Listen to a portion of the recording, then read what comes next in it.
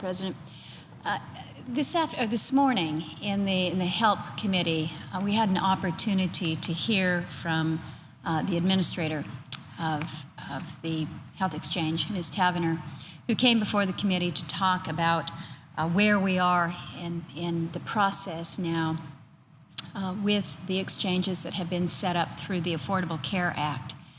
And it was an opportunity in the 5 minutes that we have allocated to each of us to pose questions to speak to the situation in Alaska as it relates to the exchanges.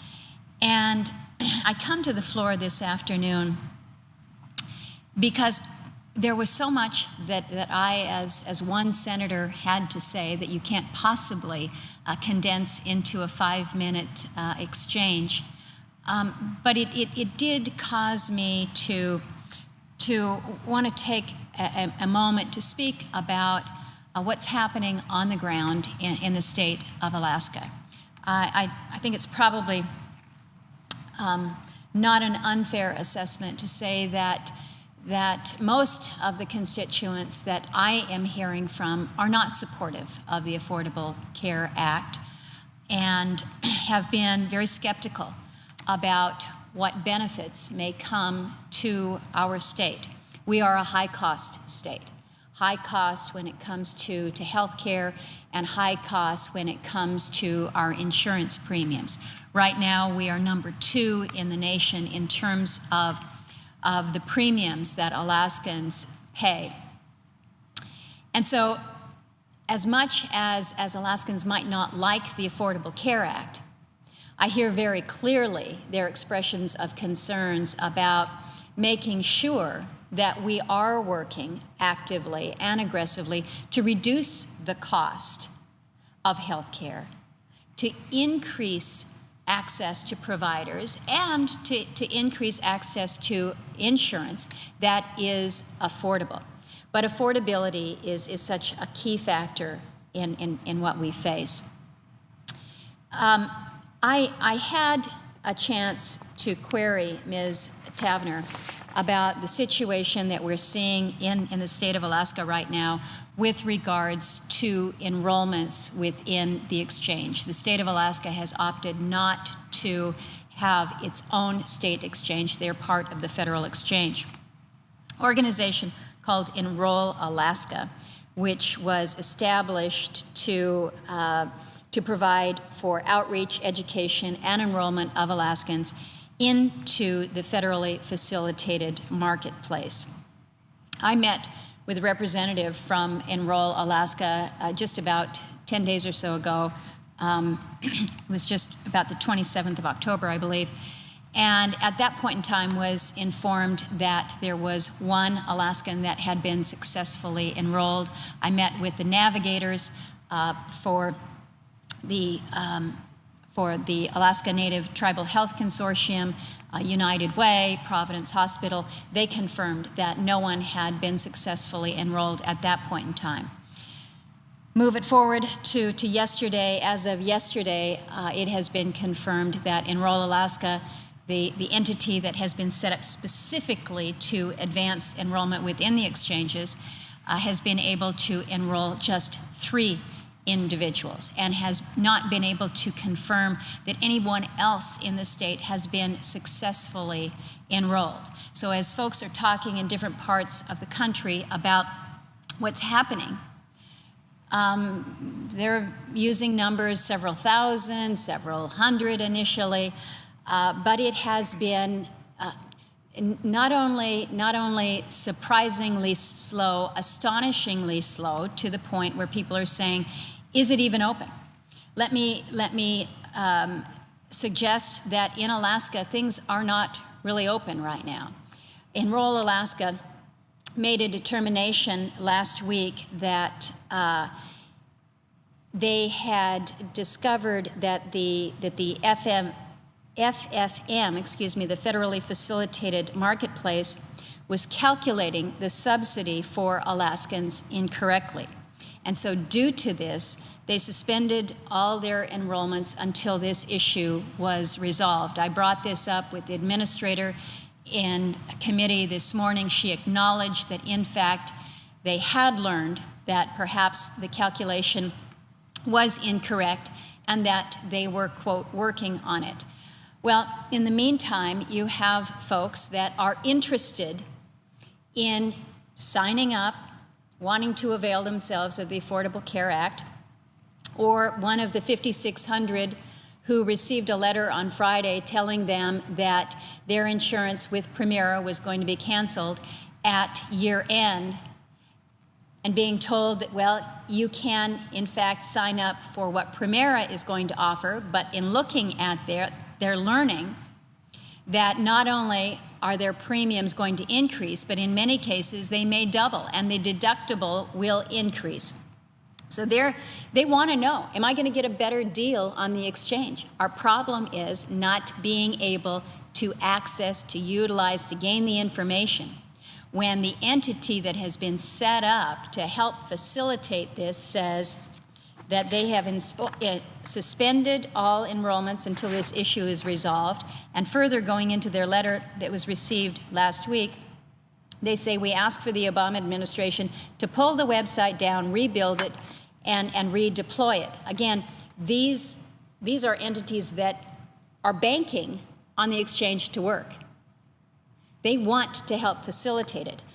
And things are as confused and complicated and, quite honestly, a mess with the exchange up north that they're saying, we're not going to push further if we're not certain that the subsidy is being calculated correctly. It's not right to tell people that you can sign up in the state of Alaska right now. So the exchanges, we recognize, are a mess, and they need to be addressed. I think we have recognized that at some point in time they will be addressed, they will be corrected. The administrator has indicated that between 1 a.m. and 5 a.m. Eastern Standard Time, the exchanges are going to be down so that they can work on it, so that they can be addressing these software glitches. Well, 1 a.m. to 5 a.m. Eastern Standard Time. For those of us that are living on the West Coast, this is about the time when the dinner dishes are done, the kids' homework is done, they're in bed, and you can actually sit down at your computer and go online and try to figure out what might be the best option for you on an exchange.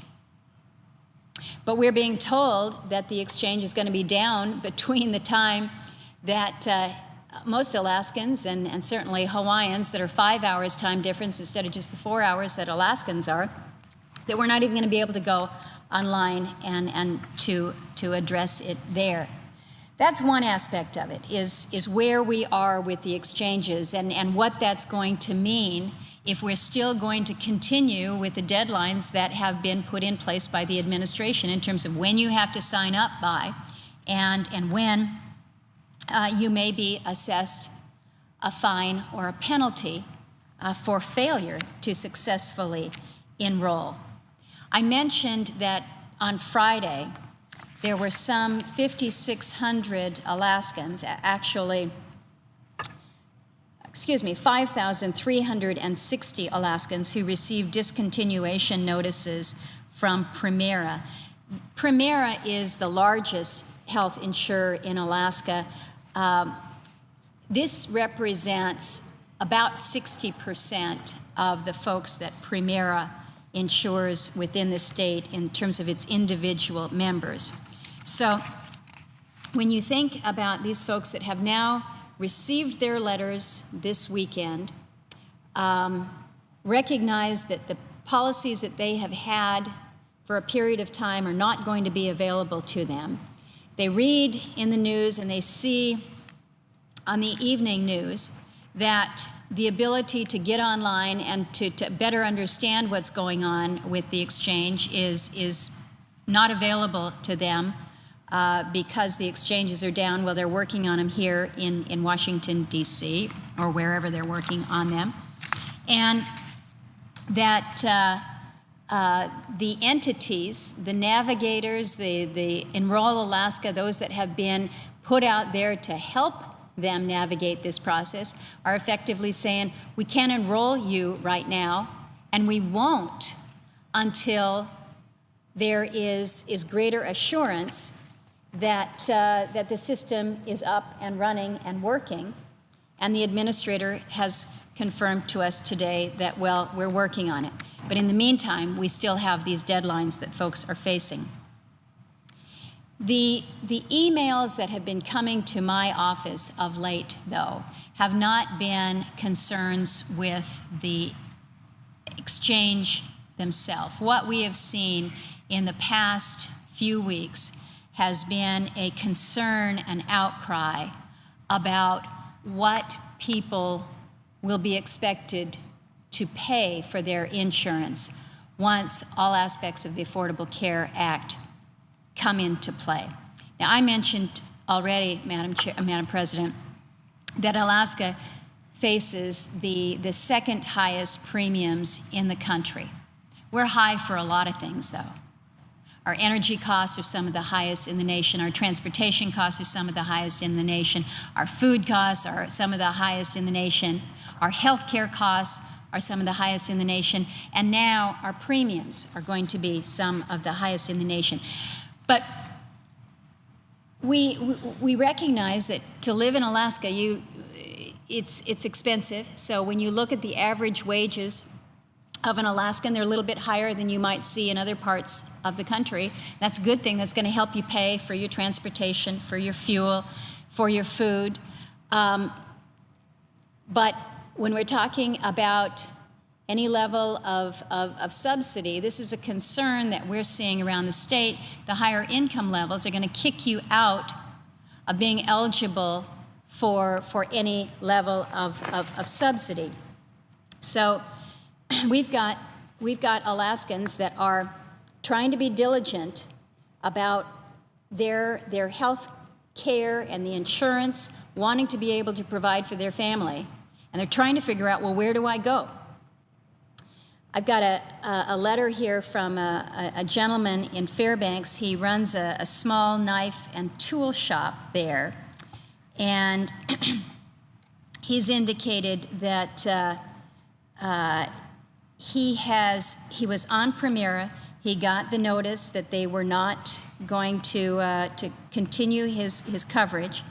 New policy with them, the least expensive that he could get, was going to cost $1,260 up from $575. This is over a 60% increase that he is going to experience. On top of that, his deductible is also going up from $5,000 to $6,300, an increase of about $2,700. Got an email from a woman who's in the 55 and above age bracket, she says, and she says, we make a decent income, and so we won't be eligible for the subsidies. We have looked at this, but she said that they're going to be seeing premiums of over $1,500 a month. She says this is more than our mortgage. This is like taking on a second mortgage. And also, in her situation, she says, my deductible has gone from $5,000 to $6,300. So deductibles are going up, premiums are escalating, and this woman says, you know, am I going to be in a situation where it's just going to be cheaper for me to pay the fines? So I started going back through the binder that I have utilized to collect the emails from Alaskans over the past few weeks here. A woman in Anchorage says that her rates are going to increase 23% from last year. A woman from Talkeetna says it's an increase of 47% with one fewer member in the family insured, a $10,000 deductible, but she's going up by 47%. Out in Wasilla, this woman has indicated, I calculated we're expected to have an increased monthly premium of 224%. Our premiums will be exceeding our mortgage by more than $300 a month. William in Anchorage says that his health insurance has gone up 115%. Out in Anchorage, a woman's facing an increase in premiums of 45%. And again, she has indicated that she's been informed that she's not going to be eligible for any level of tax, of a subsidy. The gentleman in this email, Anthony out of Valdez, has said he's looking at an 85% increase in his premiums, and that's just over the past 4 months. When he started out, he's a single guy. He's 41 years old. He says, I'm healthy. I've got money in my health savings account. But he's got a situation where he's going to be paying an 85% increase in his medical insurance premiums. And, you know, I go through these aren't statistics. These are addressed to, you know, I know this is not about you, Lisa Murkowski, but about representation for the people of Alaska. Address this. They're asking me to help them out because they can't afford the Affordable Care Act. And so I go through each of these, and whether it's the folks in Petersburg who are a 25-year-old male non-smoker who had a $10,000 deductible, and he was paying $102 a month. Now he's going to have to pay $281 with a $6,300 deductible. A 35-year-old male non-smoker paying $159 a month now has to pay $340. A 63-year-old male non-smoker paying $525 a month as of January, paying $827. We go through these stories, but these stories are people that we represent. Whether it's Tom or Wenda or Teresa or Chris or Mark, they're saying, I thought what was coming our way with health care reform was reform that was going to increase my access and decrease my costs. Frustration with the website is one thing, Madam President. And I am hopeful that we get on the other side of that very, very soon. The people of Alaska they're done holding their breath on this. They're basically saying, call me when you have it fixed. But what they're concerned about is they're going to get that call, and we're going to be up against the end of the year, and they've already got their notices saying, we're not going to continue this coverage. And they're worried about, well, what happens if we do have a family medical emergency in early January and this all hasn't knitted together? I didn't get a very satisfactory answer from the administrator this afternoon in response to that question.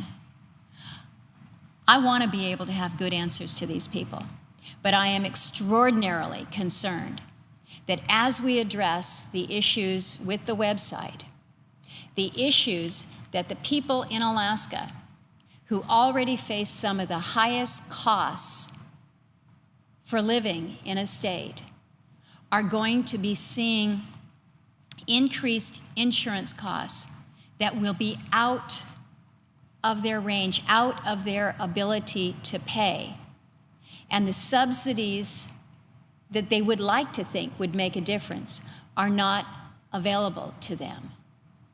Madam President, we have a great deal of work to do here in this Congress to address health care reform, to address the driving costs that are making all of these stories that are coming to me and coming to all of us, saying, what are you going to do to address the concerns in my family?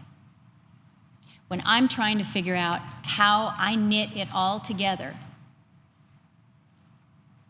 they want to know at the end of the day How have we reformed healthcare? How have we made our costs lower and increase our access? I would suggest that we have much more work to do. And I stand ready to work with my colleagues on this side of the aisle, on the other side of the aisle, in the other body. Because we can fight and argue about whether the website, the exchanges are going to work or going to fail on their own, whether we need to push deadlines out. This is just one part of what we're talking about. We've got to be doing a better job when it comes to reining in the cost of health care itself. How we deal with the delivery system that we really haven't touched. How we deal with those markets like Alaska or other rural places where, because we don't have a very attractive market, it would certainly help us if we could purchase our insurance across state lines. How we work to make sure that when we have payment structures, that the incentives are in the right place so that we're not encouraging inefficiencies within a system. We have so much more that we need to be doing. And I would just encourage us, let's not lose sight of what we have to do in resolving our issues as they relate to bringing down the cost of health care at the end of the day. I note that my colleague from Tennessee is here on the floor, and I would certainly yield the floor and thank him for his leadership as the ranking member on the HELP committee and the very thoughtful issues that he raised this morning. Thank you, Madam President. Madam President.